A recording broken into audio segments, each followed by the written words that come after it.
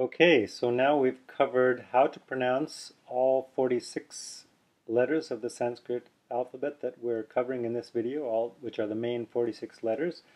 Now, what to do, how to pronounce them if you find some consonants joined together. That's what we're going to cover next. And this section is called Conjoined Consonants. And you gives a few examples here, like two J's joined together, two J sounds, or a P and a T, a P and a T sound, or a K and a Sh. How do you pronounce that? Or a J and a Ny. How do you pronounce that if those are joined together? So I've given some principles here of how to pronounce conjoined consonants, and I've reworded this many times in an effort to make it as simple and concise as possible. It still sounds a little bit complicated perhaps, but believe me, this is as simple as I could make it, and hopefully if I give a few examples it will clarify how to deal with these situations. I'm just going to read along and you can follow along on your own copy there.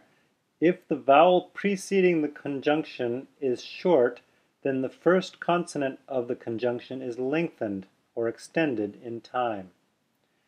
Note that the first consonant also seems to be slightly extended even when the preceding vowel is long if the conjoined consonants form a double consonant. For example, two J sounds or two T sounds or two N sounds like that. Then it doesn't seem to matter if it's long or short, the vowel preceding is long or short, it's still the first consonant of the conjunction still seems to get extended in time or lengthened. Now here's the important thing. Note also that the extending of a consonant will sound differently depending on which kind of consonant is being extended. If the consonant being extended is a semivowel, that is belonging to the group y, r, l, or v, a sibilant, that is sh, s, or h, or a nasal, which is n, ny, n, or ma, if it's any of those that I just listed, then it is voiced and continues to be heard as it is extended in time.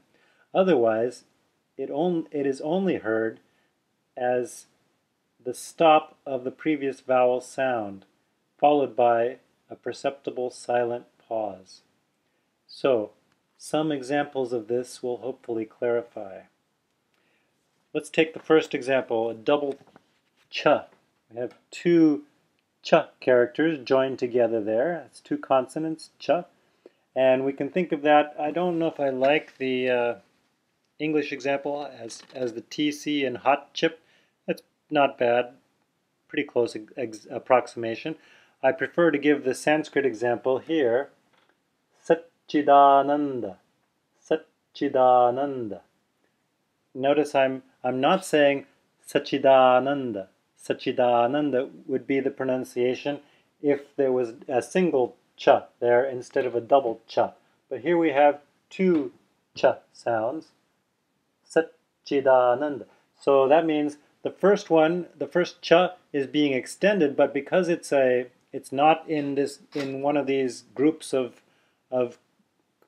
consonants that are voiced, it's not voiced, which means when it's extended, it ends up being silent as it's being extended. So it really only functions to stop the previous vowel, sat, and it stops it with the teeth coming close together because it's a palatal cha. Sat, that's it. That's all it does. It stops the previous vowel, and then the extending turns out to be silence in the case of this letter, this consonant, and then the second cha launches the next vowel. So it's sat, silence, chidananda, sat, chidananda. There's a gap there. There's a pause there, which is really the extending of the first consonant in a silent manner. The next one is double j, and it's very much like the double ch, partly because it's also silent as it's extended. The letter j, the first one, which is the one being extended, is silent as it's extended. So the Sanskrit example here is Lajja. See it there? Lajja. Lajja. Hopefully that's visible. Having technical difficulties here. Yeah, there it is. Lajja. Lajja. Notice how I'm putting a pause there. I'm not saying lajja, I'm saying lajja. So that's the double consonant there. Here we have a double ta, and that is, there's a Sanskrit example. I'm ignoring the English examples. I don't like them so much usually. So I will give the Sanskrit example here. Om dripta datta viraktaya namaha. Right here. Om dripta datta viraktaya namaha. You can watch my mouth. Om dripta datta viraktaya namaha. And there we actually have a couple of conjoined consonants. The first one is here, dripta. There we have a p joined with a ta. So it's dripta. I'm not saying, notice I'm not saying dripta. I'm putting a pause there between, as if a pause between the p and the ta, saying dripta. And that's really just an extending of the p, dripta. And then the next one we have is the double ta here. Datta, datta, datta. It's not datta, it's datta. There's a pause there, effectively, because I'm extending the first ta in a silent way. Dripta datta viraktaya. And in fact, there's another conjunction of consonants here, this ka and ta. You can see it there, right there. Kta, virakta. So again, there's a pause between the ka and the ta. Viraktaya. Which is really an extending of the ka. Okay, the next example is a double la sound.